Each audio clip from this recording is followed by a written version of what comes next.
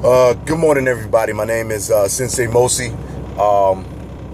I said I would do a video response for the question posed by Mr. Adewale J, Langston Sr.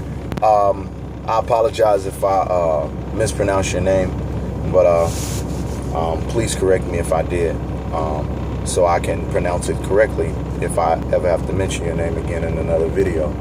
But nevertheless, he asked a very, very interesting question, and his question was, after earning your black belt and maybe subsequent degrees and ranks or titles, whose responsibility is it to teach your children the art you've earned said achievements in? And when you're talking to real fathers, it's in their mind, it's without question that I'm supposed to teach my son. But there is a couple of dilemmas, and there's a reason why this question was posed. And it is a very, very wide range of things, and it's a good question because it's not just clear cut as that's my son and I train my son and that's it, because we have to think about street survival, right? And we have to think about modern working class living people. So in a street survival sense, you as a working man and a father, you may work a lot of hours. Let's say you work 60, 70 hours a week. You may not have the time to invest into teaching your son combat. So, but you earned your black belt before you had kids. You may not have the time because you're working all the time. So you say, I'm just gonna sign my kid up for a martial arts class, or I'm gonna send him to my teacher, or I'm gonna send him to anybody that knows martial arts so that my son can get the martial arts. Just for the sake of your son getting the martial arts. Because you're like, I'm not available, I'm a working father, I don't have the time, I'm always at the job, and I don't really have a lot of time to spend with my children. So I need to make sure that they're able to defend themselves, and that they're learning some of the same things I've learned throughout the martial arts, and I understand that. And then you have guys that have confidence issues. Sometimes they may get so indoctrinated into a system that they don't feel, because they don't have the rank to give rank and grades and on an instructor level to teach other students in the class, that somewhere in their mind they compute that they don't have the rank to teach their children. And these are people, let's say he's a purple belt or something like that. You got a 30-year-old man and he's a purple belt.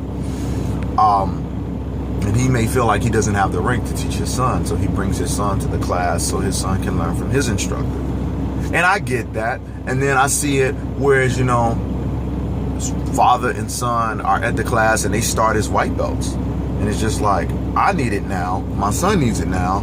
I can't wait 5 years until I get my black belt just to start teaching my son, because there's bullies at the school right now, But my answer to those guys is, just so you know, the things that you need to teach your son in order to defend himself amongst his peers at his adolescent age. You don't necessarily always need a systematic style of the martial arts to do that. For hundreds of years, black men have been teaching their sons without the martial arts how to stand on their own, to have good posture, speak up, don't back down, don't let somebody just run all over you. Teaching them psychological, social strengths that would give them the confidence to deal with bullies and to deal with these kinds of things, because it is a large percentage of dealing with bullies. It is not actually about physically fighting them. It's really about letting them know you're not scared of them. And that's a lot of times how you deal with a bully. because bullies operate off fear. And I'm talking from the perspective of a child that doesn't know martial arts, but has confidence and has been able to throw it off bullies. But I'll give you an example. Well, first and foremost, I feel that I don't care what your rank is, whether you're a white belt or a black belt or a grandmaster, that if you have a son, it is your responsibility to teach your son what you have. Period. As a man, that's your responsibility. Now, you may feel that I cannot provide my son with the lessons that my teacher provided me because I'm still learning, so I'm gonna put him in class next to me. And that's cool because you feel like your son may not get it. And you say, I wanna make sure that my son has an opportunity to really understand and capture the martial arts the way I did. And I've developed a relationship with my teacher as a father, and maybe he can develop the same relationship as a father or as a grandfather or as a surrogate godfather. We must take into account, I'm gonna apologize, I'm about to go off, but because everybody knows I'm long-winded, and that's why I appreciate these conversations. That's why I appreciate basic techniques, because there's no degree in the limits on how far you can go into a subject, and that's how I feel. But nevertheless, we have to remember that when we as the martial artists come to another martial artist and we learn from him, we're not just emulating his style and his techniques and his movements. A lot of times we unconsciously imitate his personality, and our instructors become surrogate fathers to us. You know what I'm saying? And I've seen it before when it hasn't been done right, and I know you guys have seen it as well. When a father and a son will have they're in the same class, they have the same instructor, and the son may lose confidence and sometimes respect in his father and gain more confidence and respect in his instructor. Because he's like, I know my instructor can beat up my dad, and he sees his instructor beats up his dad, so he looks up more to his instructor than he actually does his father. Or you have the situation where you have the son who's been in the class longer than the father, and later on the father joins the class to later bond with the son and learn the martial arts as well, so they can have a bonding experience and learn. And then they're put together and they spar, and the son actually beats his father. And then through that, he loses respect and confidence in his father's abilities as a man to protect him. And we have that, and that's a deeper conversation on a psychological level that we should have on another day. But I digress. I wanted to tell you guys a story. I was watching an episode of Wife Swap about a few years ago. There was a man. He had 3 sons. And I think he was a color rank. I don't know exactly what his belt level was, but he was a martial artist. He wasn't a black belt though. And he would leave to go to martial arts class, and he wouldn't take his sons with him. And his sons were big. His sons were like 13 through 16. They were big. These were some big 140-pound boys, and the father was just as big as them too. And his sons knew zero martial arts. They didn't know anything. Like, he didn't teach them nothing. And I'm just like, I understand the ego, you know, of I want to learn the martial arts so I can be the one that teaches my sons. So as I teach them, I instill my own personal values as I raise them and teach them as martial artists and as my sons. I understand that. But the solution for that is, I feel, is if you are not prepared to release your son to an instructor or share your son with an instructor whilst you're in the class with him, you need to be coming home and teaching that boy everything you learned in class.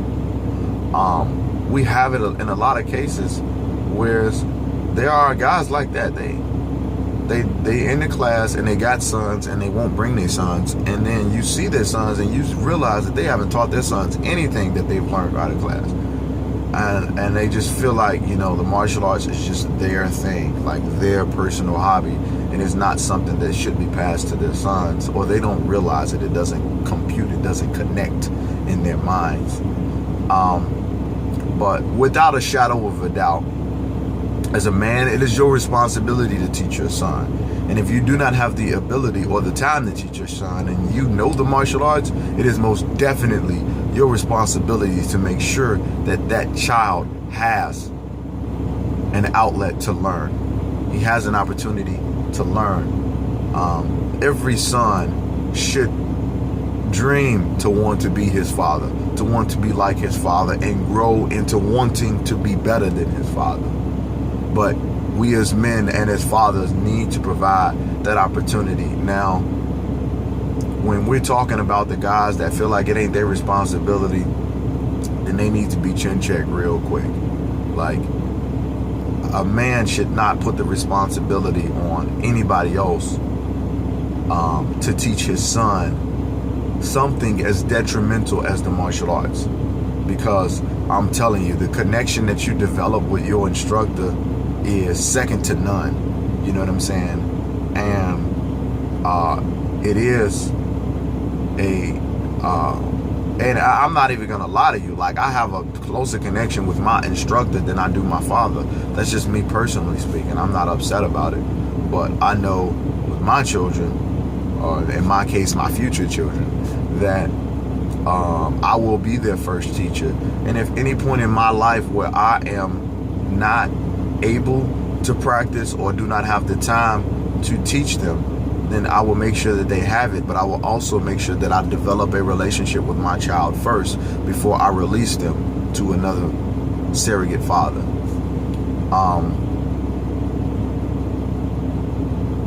Lastly, I feel that when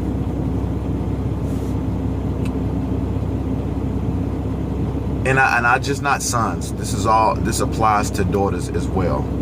You're seeing it on Facebook. These guys are training their kids, and you know, you don't always have to get it right. I mean, combat is not always about getting it right, but as long as you're spending that time with that child and you're giving them some type of martial instruction, and you're giving them some confidence, and you're providing them with love and a deeper connection, that's good. Very, very good.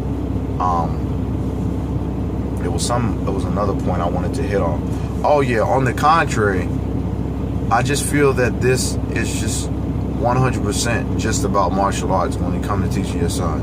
I don't think a father has to teach their son everything. That is why we release our children to school. You know, our children go through a lifestyle of running through teachers.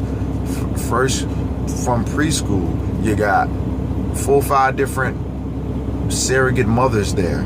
And then you get to kindergarten, and you got 4 or 5 different surrogate mothers there. And then you get to, first grade. And then usually in first grade, from first to like 6th grade until you get to middle school, you deal with one teacher for the whole year, or maybe 2 or 3. You know, you got your main teacher, then you have like your gym class teacher, and then you may have a different teacher. And usually in those lower grades, you deal with a very minimal amount of teachers. And then when you get to middle school, then you start changing classes, and then on into high school, you start swapping out classes, and you got 8 periods, and you got 8 different teachers. So we live in a lifestyle where our children have a lot of teachers. But kids see school as work, so a lot of the times they don't develop deep connections with these teachers, and because these teachers also have 30 children classrooms. But my point is saying that no, I don't feel that you need to learn everything to teach your children. You don't need to learn every particular subject about life and homeschool your children. But with martial arts having such a deeper connection, it's so deep. A martial artist instructor will have a deeper connection with a student than a pastor with a member of the congregation. We have deeper connections with our students because we're dealing with them on a spiritual level. We're dealing with all of their fears and their weaknesses, and we're breaking through these barriers and these psychological demons, and we're teaching them and molding them to persevere through all of their hardships and problems. And that is something way deeper than what a pastor does and gives to 100 people in a congregation and never really connects with them personally. So it is very important when you, as an instructor, have that type of psyche connection with the student, that you're very, very careful as a parent who you allow your child to who you allow your child to have that kind of connection with, because that connection is powerful.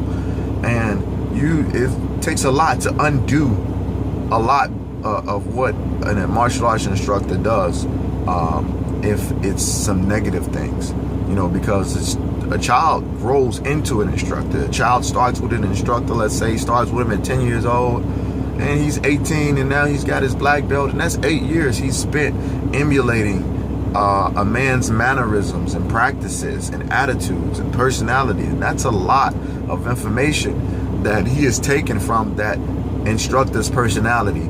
And I would think, as a father, those years, I would want those years to be spent with me, so I can always develop and maintain that deep connection with my son. It doesn't apply to any other field. Nothing compares. Food service, truck driving, carpentry, masonry, bricklaying, anything a student can learn as far as being an apprentice or just being from another instructor or leader never compares to the level of a connection that you develop with your instructor. So that's why it's personally, detrimental that you make sure you train your sons and daughters. That's all I got, people. Sensei Mosi.